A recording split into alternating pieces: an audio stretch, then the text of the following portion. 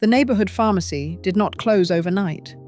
It was absorbed, bought out, undercut, or simply outlasted by something larger and more efficient, something that offered more products at lower prices and asked nothing personal in return. The drugstore is still there. The pharmacist is still technically behind the counter. But something about the transaction is different now, and most people can feel it, even if they cannot name it. What changed was not just the size of the store. It was the relationship. Picture a Thursday afternoon in 1957. You've been to the doctor. Nothing serious, but he has written you a prescription and told you to start it today. You walk 3 blocks to the pharmacy on the corner, the one with the mortar and pestle painted on the window and the soda counter along the left wall. You hand the slip of paper across the counter to a man in a white coat who reads it, nods, and tells you it will be 20 minutes. You sit at the counter and order a coffee. When he comes back out, he does not just hand you the bottle. He opens it, shows you what is inside, tells you what it does, tells you what to watch for, tells you whether to take it with food. He asks about your mother, who he also fills prescriptions for, and whether her knee has been giving her trouble. You tell him it has. He suggests she come in, and he will take a look at what she is taking and see if anything might be contributing to the inflammation. You say you will tell her. You pay him. The whole visit has taken 30 minutes, and you leave knowing more about your own health than you did when you walked in. You've also spoken to someone who will remember this conversation the next time you come in. That was the neighborhood pharmacist at his most ordinary. And for most of the 20th century, it was exactly that, ordinary. The corner drugstore had been a fixture of American life since the mid-1800s. In the years before medicine was heavily regulated, the pharmacist was often the first and sometimes the only medical authority most people consulted. Doctors were expensive and not always nearby. The druggist was on the corner, he kept regular hours, and he knew what was in every bottle on his shelf because he had often compounded it himself.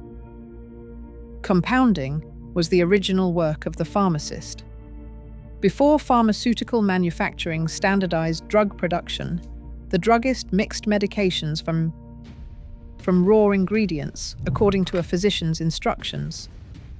He measured powders on a small brass scale, combined tinctures, rolled pills by hand, and filled capsules one at a time at a wooden bench in the back of the shop. The mortar and pestle was not decorative. It was the essential tool of the trade.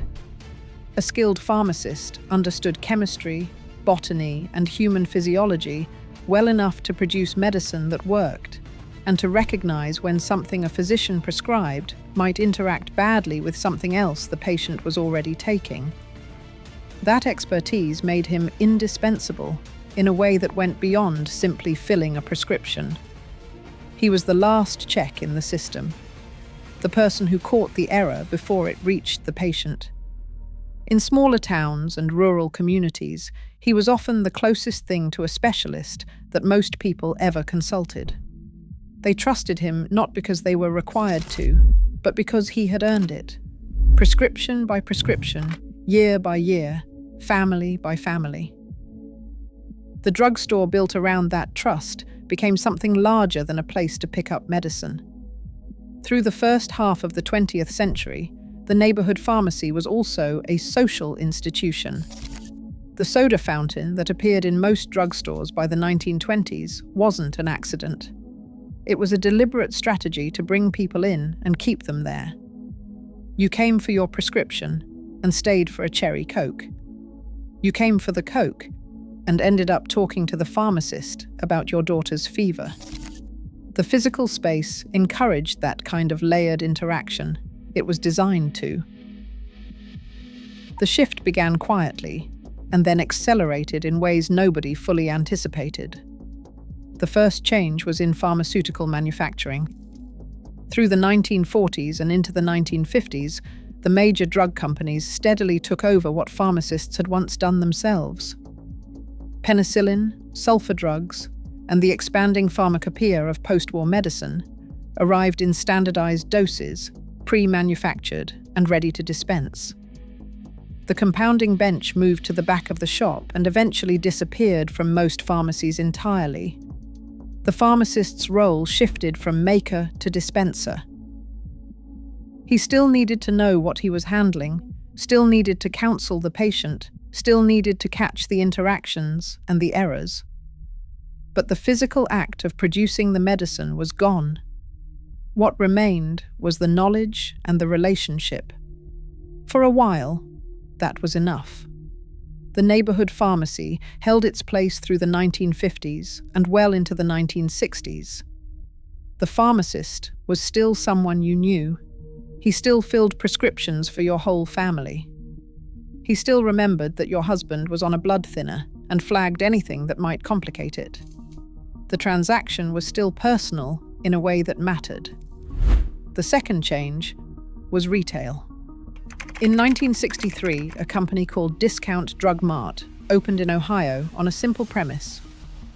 Sell pharmaceuticals alongside household goods, cosmetics, greeting cards, and snack food, operate at high volume and low margin, and undercut the neighborhood pharmacy on price. The model worked. Other chains followed.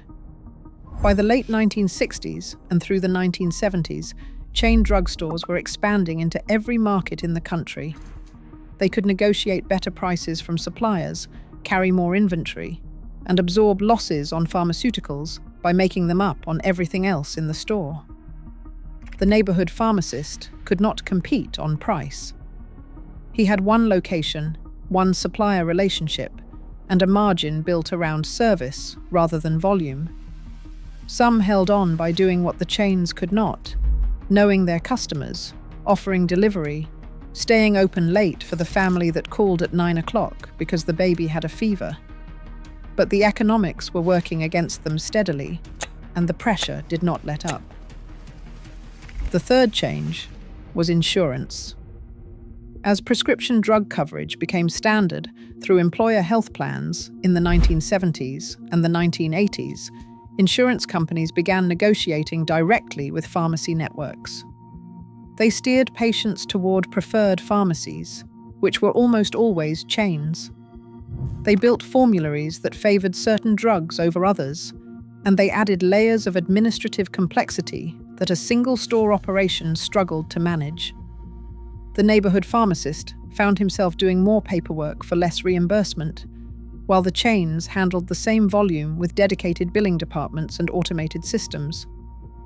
By the 1990s, the consolidation was nearly complete. Chains like CVS, Walgreens, and Rite Aid were buying up independent pharmacies in markets across the country. Some independent pharmacists sold willingly, exhausted by the margins and the administration. Others held on until the lease ran out or the building was sold. A few fought and survived, carving out niches in compounding, in specialty medications, or simply in communities that valued what they offered enough to pay for it. What replaced the neighborhood pharmacy was efficient in ways the old model never was.